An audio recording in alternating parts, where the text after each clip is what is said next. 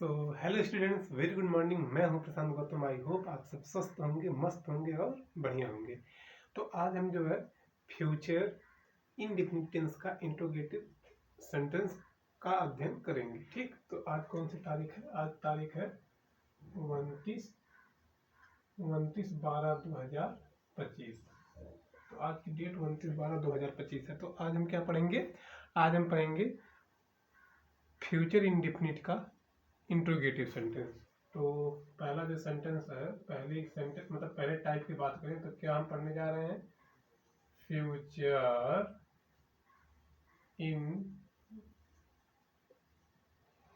Indefinite tense. क्या पढ़ेंगे भैया?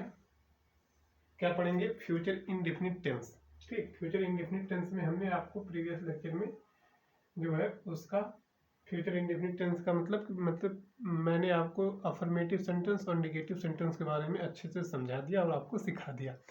तो अब आज हम किसके बारे में पढ़ेंगे? आज हम तीसरे सेंटेंस के बारे में पढ़ेंगे। तीसरा सेंटेंस क्या हो जाएगा? तीसरा सेंटेंस हो जाएगा भैया, तीसरा सेंटेंस क्या हो जाएगा? तीसरा सेंटेंस हो जाएगा इंट्रोगेटिव सेंटेंस। ठीक, तीसरा सेंटेंस क्या हो जाएगा? तीसरा सेंटेंस हो जाएगा इंट्रोगेटिव सेंटेंस। क्या हो जाएगा? Interrogative sentence. तो इंट्रोगेटिव सेंटेंस का हिंदी क्या हो जाएगा? प्रश्नवाचक वाक्य। प्रश्नवाचक वाक्य, इसकी हिंदी क्या हो जाएगी? प्रश्नवाचक वाक्य। इसकी हिंदी क्या हो जाएगी? प्रश्नवाचक वाक्य। तो आप ये समझिएगा, जैसे हम आपको बहुत बार समझा चुके हैं, बता चुके हैं कि भैया जब प्रश्नवाचक वाक्य आएगा तो वहाँ पर केवल क्वेश्चन ही पूछे जाते हैं। जैसे तुम क्या कर रहे हो, कहाँ जा रहे हो, ये किसका घर है, कितना दूध देती है गाय। ऐसे ऐसे जब जहाँ पर प्रश्न कोई खड़ा होकर प्रश्न पूछता है, जिसको कुछ ना समझ में आएगा वो क्या करेगा? केवल हमेशा प्रश्न पूछेगा। जिसको कुछ ना समझ में आए, अगर वो बात करता है तो वो समझ लीजिए इंट्रोगेटिव सेंटेंस की ही बात करेगा। इतना आप ध्यान मतलब कि समझ जाइए। जैसे आप कहीं जा रहे हैं, कोई नई जगह है, कहीं आप जा रहे हैं, कोई नई जगह है, वहाँ जो ऑब्जेक्ट, जो चीज़ें आप देख रहे हैं वो आपको नया लग रहा है, कुछ उसके बारे में आपको ज्ञान नहीं है। तो जब आपको कुछ नहीं ज्ञान है और जब आपको कुछ भी ज्ञान नहीं है और जिस जिस जो जो शब्द आप बोलेंगे वो शब्द जरूर से जरूर इंट्रोगेटिव सेंटेंस होगा, साधारण सेंटेंस नहीं होगा। ये आप ध्यान रखिएगा। जैसे ये किसका घर है, ये कितना अच्छा है, जब जब ऐसी जब बातें आएंगी तो क्या हो जाएगा? इंट्रोगेटिव सेंटेंस हो जाएगा। ये समझ लीजिए, जहाँ जाइएगा वहाँ अगर कोई बात, अगर मतलब कि कोई नया जगह है तो वहाँ जितनी भी आप बात करेंगे वो सब लगभग 100% में 90% सब इंट्रोगेटिव सेंटेंस की ही बात करेंगे। ठीक, तो अब जो है इंट्रोगेटिव सेंटेंस की अगर शॉर्ट फॉर्म लिखते हैं तो उसके लास्ट में हम क्या लगा देते हैं? Question mark.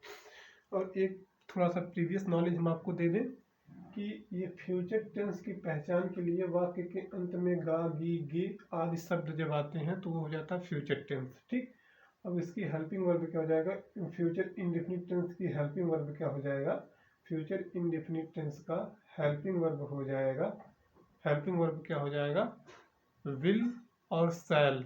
विल और शैल। और एक चीज और ध्यान रखिएगा कि आई और वी के साथ हमेशा शैल का प्रयोग करेंगे और बाकी जितने प्रोनाउन है उसके साथ हम क्या करेंगे?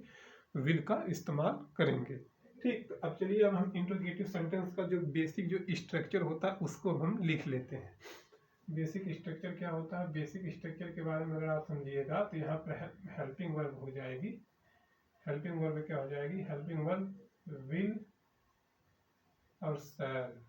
Helping verb will, shall, subject, फिर क्या हो जाएगा? विल, शैल, सब्जेक्ट, फिर उसके बाद वर्ब की फर्स्ट फॉर्म, फिर उसके बाद क्या हो जाएगा? ऑब्जेक्ट हो जाएगा।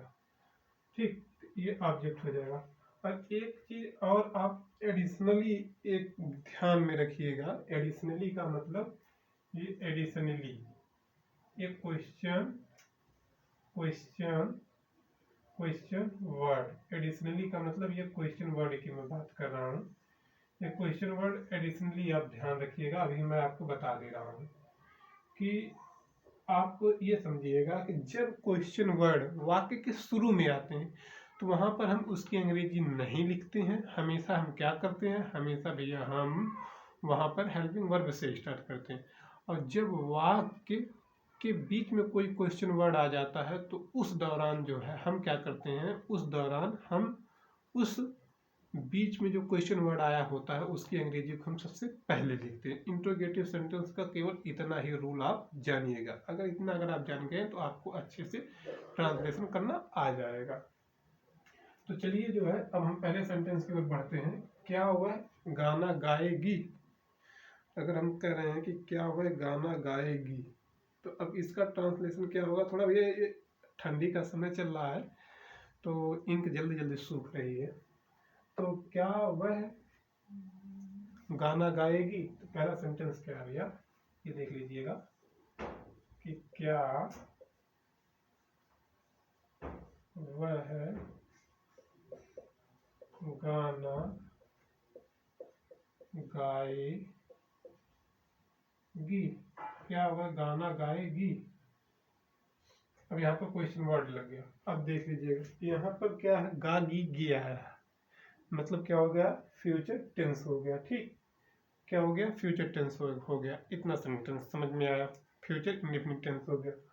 अब यहाँ पर देखते हैं कि सेंटेंस कौन सा है। अब इसमें कहीं नहीं लिखा है, नहीं। इसमें कोई साधारण सिंपल लग रहा है, साधारण सेंटेंस लग रहा है, वो भी नहीं। इसमें क्या है, इसमें प्रश्नवाचक वाक्य आ गया। जब भैया जब जहाँ पर प्रश्नवाचक वाक्य आ जाएगा वहां पर अब हम क्या करेंगे, वहां पर अब हम जो है ये समझेंगे कि ये इंट्रोगेटिव सेंटेंस है। तो चलिए, अब जब प्रश्नवाचक वाक्य के पहले आ जाता है तो उस दौरान हम क्या करते हैं, उस दौरान भैया हम ये करते हैं कि उस वाक्य की अंग्रेजी नहीं लिखते हैं, हेल्पिंग वर्ब से सब्जेक्ट के अनुसार हेल्पिंग वर्ब इस्तेमाल करते हैं। तो यहाँ पर सब्जेक्ट क्या है, सब्जेक्ट यहाँ पर सी है।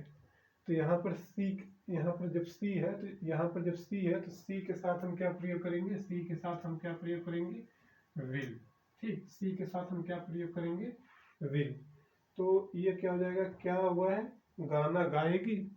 तो अब इसका हम ट्रांसलेशन करते हैं। यहाँ पर क्या हो जाएगा, यहाँ पर विल का प्रयोग करें या सैल का प्रयोग करें, आप बताइए, विल का या सैल का।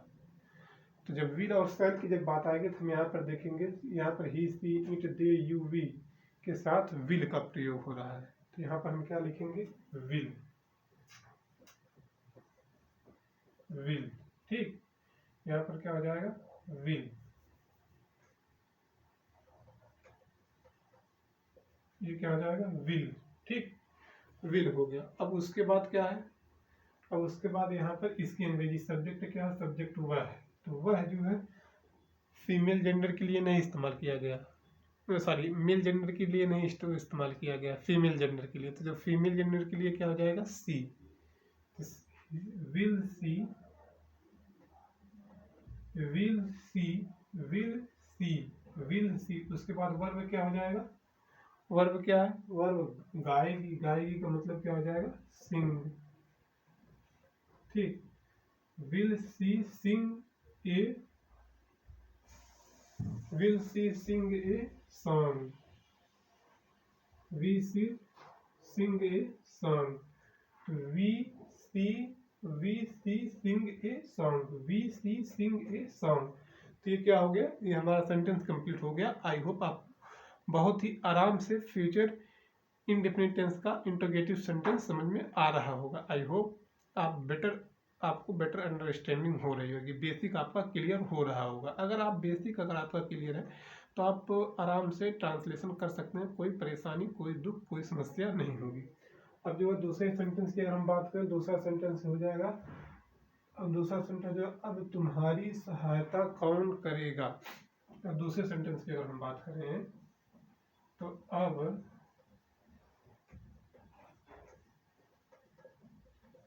तुम्हारी सहायता कौन करेगा। अब तुम्हारी सहायता कौन करेगा। अब यहाँ पर देख लीजिएगा, जो मैं आपको बताने जा रहा हूँ, यहाँ पर गा गी गे मतलब फ्यूचर टेंस हो गया। अब यहाँ पर क्या है कि कौन आ गया, तो गा गी गे और कौन, तो क्या हो जाएगा फ्यूचर इंडेफिनिट टेंस का, ये गा गी गे मतलब आ जाएगा फ्यूचर इंडेफिनिट। अब उसके बाद जो है गा गी गे मतलब आ जाएगा फ्यूचर इंडेफिनिट। ठीक, देखिए ये जान लीजिए फ्यूचर इंडेफिनिट टेंस की पहचान और फ्यूचर टेंस मतलब फ्यूचर इंडेफिनिट टेंस की ही पहचान जो है गागी गी वाक्य के अंत में आता है। तो ये क्या हो जाएगा, गागी गे मतलब हो जाएगा ये फ्यूचर इंडेफिनिट, और ये कौन आ गया, कौन आ गया का मतलब इंट्रोगेटिव सेंटेंस। तो अब वहीं हम अपना रूल अप्लाई करेंगे। एक और ये जानिएगा कि यहाँ पर अब क्या है, यहाँ पर ये जो अब है,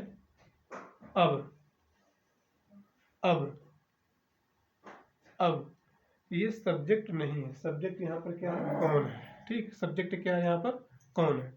तो जब सब्जेक्ट जब कौन है तो हम इसकी अंग्रेजी को सबसे पहले मतलब इसकी इंग्लिश का इसका ट्रांसलेशन हम सबसे पहले करेंगे। तो यहाँ पर कौन की अंग्रेजी क्या हो जाएगा, कौन की अंग्रेजी हो जाएगा हु।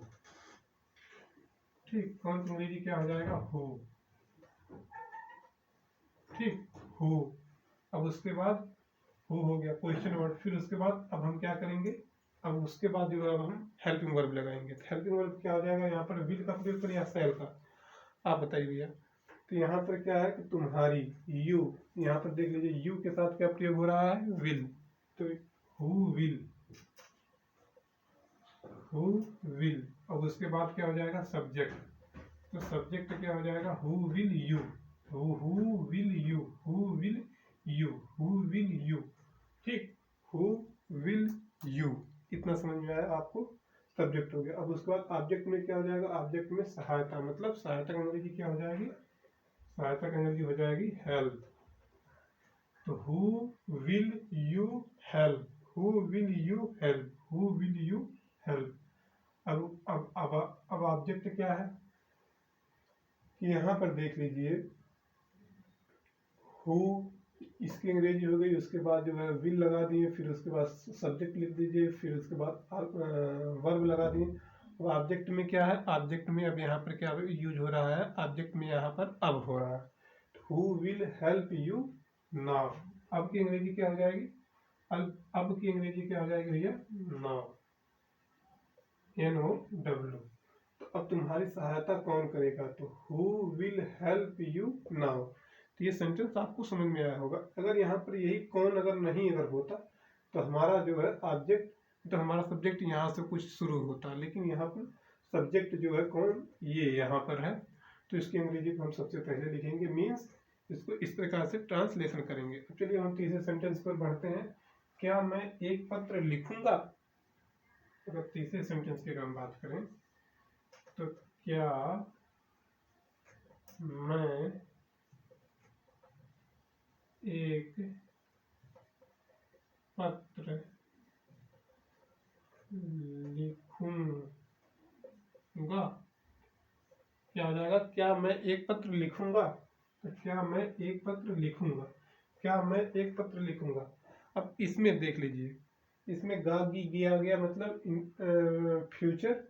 फ्यूचर इंडेफिनिट टेंस हो गया। ठीक, अब यहाँ पर क्या हो जाएगा, यहाँ पर क्वेश्चन मार्क आ गया। दो ही चीज को हम देखेंगे, यहाँ पर क्या आ जाएगा, गा गी गी मतलब फ्यूचर इंडेफिनिट टेंस हो गया, और यहाँ पर क्या आ जाएगा, क्वेश्चन मार्क आ जाएगा। ठीक, क्वेश्चन मार्क, तो ये क्या हो जाएगा, इंट्रोगेटिव सेंटेंस हो गया। अब हम इसका ट्रांसलेशन करने जा रहे हैं। तो अब देख लीजिए यहाँ पर क्या आ गया। तो हमेशा जब क्वेश्चन वर्ड जब सबसे पहले आता है तो उसकी अंग्रेजी को हम नहीं लिखते हैं भैया, बार बार आपको बता दिए, परेशान ना होइएगा, याद हो जाएगा आपको। टेंस को सिखाना, समझाना, बताना हमारी जिम्मेदारी है, आप हमारे ऊपर छोड़ दीजिए। मैं आपको अच्छे से बढ़िया तरीके से बता रहा हूँ, आपको समझा रहा हूँ।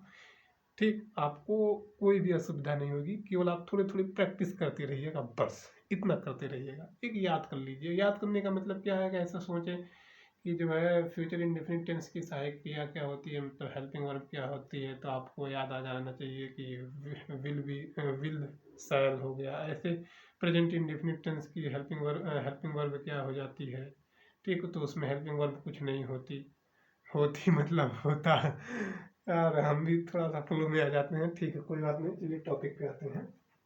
तो ये क्या हो जाएगा, क्या मैं एक पत्र लिखूंगा, तो क्या मैं एक पत्र लिखूंगा, अब यहाँ पर क्या होगा, अब यहाँ पर क्या होगा, क्या मैं एक पत्र लिखूंगा, तो यहाँ पर क्या की अंग्रेजी इसके अनुसार लिखेंगे, मतलब हेल्पिंग वर्ब किसके अनुसार, सब्जेक्ट के अनुसार। तो यहाँ पर आई मतलब कि मैं की अंग्रेजी क्या हो जाएगा, आई, तो मैं की अंग्रेजी हो जाएगा आई, उसके बाद क्या हो जाएगा, मैं की अंग्रेजी आई।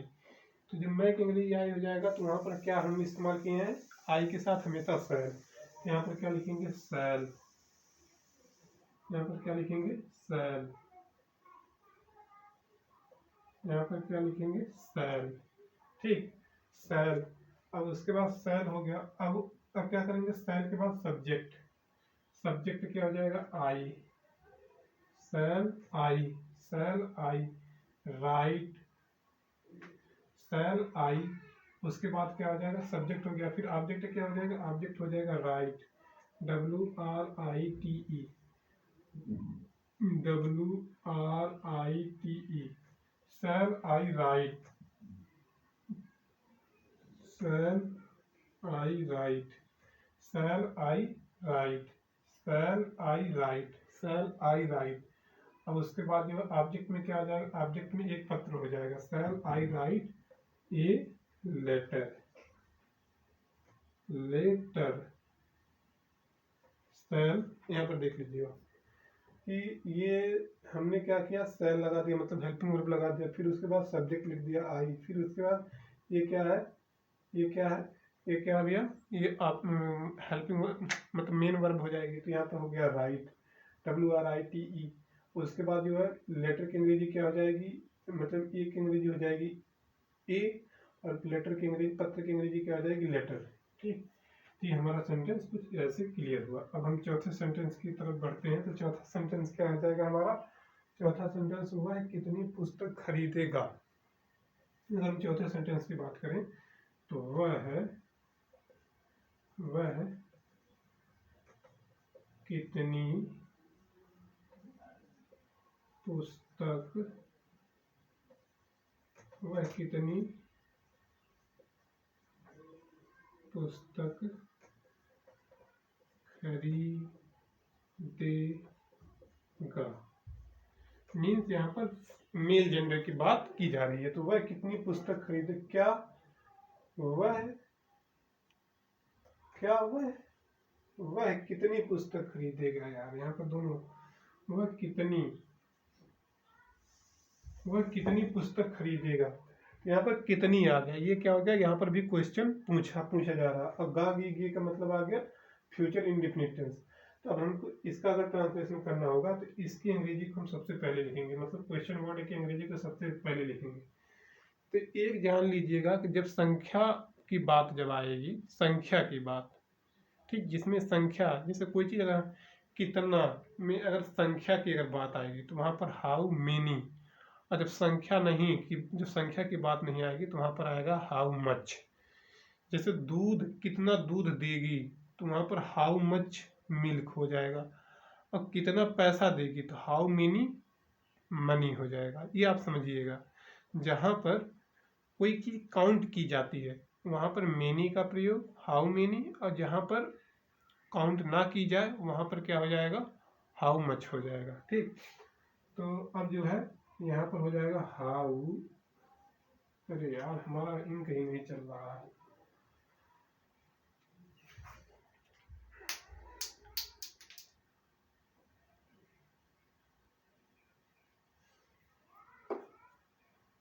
क्या हो जाएगा, हाउ,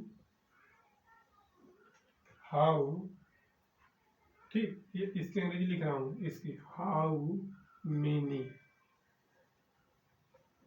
हाउ मेनी, ये दोनों की अंग्रेजी मतलब कितने की अंग्रेजी क्या आ जाएगी, हाउ मेनी। अब उसके बाद जो है हाउ मेनी, अब उसके बाद जो है हम क्या करेंगे, उसके बाद अब हम विल या शैल का प्रयोग करेंगे। तो यहाँ पर वह है, तो वह के साथ हम क्या प्रयोग करेंगे, वह के साथ हम विल का, how many will, how many will, how many will, how many will. अब उसके बाद वह मेल जेंडर की बात कर रहा था। अब यहाँ पर हम क्या कर देंगे, यहाँ पर हो जाएगा हाउ मेनी विल ही ही हो गया। अब उसके बाद ऑब्जेक्ट मेन वर्ब क्या है, वर्ब की फर्स्ट फॉर्म क्या आ जाएगा, खरीदना का अंग्रेजी क्या हो जाएगी, by. How many by, how many will he by, how many will he by. और उसके बाद जो है how many will he by. अब इसके बाद ऑब्जेक्ट क्या आ जाएगा, ऑब्जेक्ट हो जाएगा पुस्तक, how many he will by पुस्तक की अंग्रेजी क्या आ जाएगा, बुक। पुस्तक की अंग्रेजी क्या आ जाएगा, बुक्स। ठीक, how many by will he by books, how many will he by books, how many he will by he books. तो हमारा सेंटेंस कुछ ऐसा ही कंप्लीट हुआ। ये जो है आप थोड़ा सा समझ लीजिएगा, ये इन सेंटेंस की अपेक्षा ये थोड़ा सा डिफरेंट है। अब चलिए हम पांचवें सेंटेंस की तरफ बढ़ते हैं। पांचवा सेंटेंस क्या आ जाएगा, पांचवा सेंटेंस हो जाएगा हम कल कहाँ जाएंगे। हम कल कहाँ जाएंगे, हम कल कहाँ जाएंगे। अब इसका अगर हमको ट्रांसलेशन करना है तो हम कल कहाँ जाएंगे, कहाँ का मतलब कहाँ आ रहा है ना, तो ये कहाँ मतलब सब्जेक्ट हो जाएगा, इसको हम सबसे पहले लिखेंगे सब्जेक्ट के रूप में, मतलब इस क्वेश्चन वर्ड को हम सबसे पहले लिखते हैं। ठीक, इसको हम क्या कहते हैं, इसको हम सबसे पहले लिखते हैं। अब यहाँ पर देख लीजिए कहाँ, तो कहाँ का अंग्रेजी क्या हो जाएगा, कहाँ का अंग्रेजी हो जाएगा वेयर, वेयर। अब उसके बाद विल या शैल का प्रयोग हम करेंगे, तो हम मतलब कि हम के अंग्रेजी क्या हो जाएगा, वी, तो वी के साथ हम क्या प्रयोग करेंगे, शैल, तो शैल। उसके बाद क्या हो जाएगा, शैल के बाद सब्जेक्ट लिख देंगे, शैल के बाद सब्जेक्ट क्या हो जाएगा, we, where shall we, where shall we. ठीक, go, go to, go to tomorrow. Where क्या हो जाएगा, देख लीजिए, हम कल कहाँ जाएंगे, तो ये हो जाएगा सब्जेक्ट हो जाएगा, ये ऑब्जेक्ट के रूप में यूज होगा, और ये जो है क्वेश्चन वर्ड के रूप में, और ये वर्ब के रूप में। ठीक, तो हम where shall we go to tomorrow, tomorrow, where shall go to tomorrow, where shall go to tomorrow. Tomorrow का टुमारो की स्पेलिंग कुछ मिस्टेक है, सही कर लीजिएगा, टुमारो। तो where shall he go to tomorrow. तो ये जो है हमारा सेंटेंस कुछ ऐसे कंप्लीट हुआ। तो ये आपको कुछ बेसिक अंडरस्टैंडिंग धीरे धीरे present indefinite future indefinite tense की हो रही होगी। आज हमने क्या किया, फ्यूचर इंडेफिनिट टेंस का इंट्रोगेटिव सेंटेंस खत्म कर दिया, मीन्स आपको समझा। फ्यूचर इंडेफिनिट टेंस का अभी नहीं खत्म, फ्यूचर इंडेफिनिट टेंस का इंट्रोगेटिव सेंटेंस आज हमने आपको पढ़ाया, और आपको आई होप आपको अच्छे से समझ में आया होगा। अगर आपको यार वीडियो अगर कुछ समझ में आ रहा है, देख रहे हैं, तो प्लीज़ यार वीडियो को लाइक कर दीजिएगा, चैनल को सब्सक्राइब कर दीजिएगा, और शेयर करना मत भूलिएगा। अगर आप इतना कर देते हैं तो एक हमारा जो है इंटरनली मतलब आंतरिक रूप से एक ऊर्जा मिलती है कि और हम इस वीडियो को और बेहतर से बेहतर बना पाए और आपको अच्छे से अच्छे सिखा पाए। सो आज के लिए बस इतना ही। All the best, thank you.